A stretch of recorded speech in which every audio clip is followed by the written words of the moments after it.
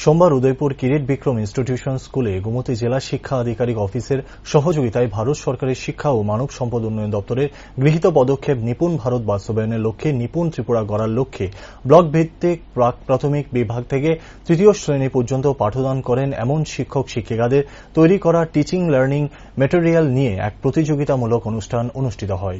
অনুষ্ঠানে প্রদীপ প্রজ্বলন করে শুভ সূচনা করেন উদয়পুর পৌর পরিষদের পৌরপিতা শীতল চন্দ্র মজুমদার।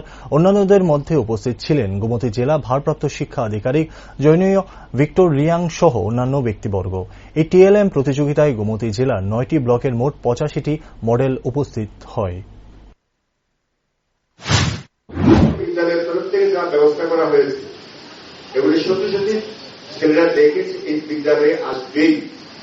প্রত্যেকটা ছেলে মেয়ে, আমার ধারণা কোন ছেলে মেয়ের নিচু স্তরের এখন পর্যন্ত ক্লাস 2 পর্যন্ত চলছে, এখানে নার্সারি থেকে ক্লাস 2 পর্যন্ত চলছে ইংরেজি মিডিয়ামটা।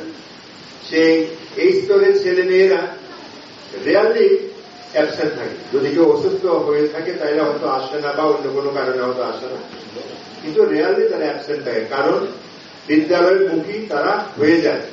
বিদ্যালয়কে সে দায়িত্ব নিতে হয়েছে ছেলে মেয়েদের।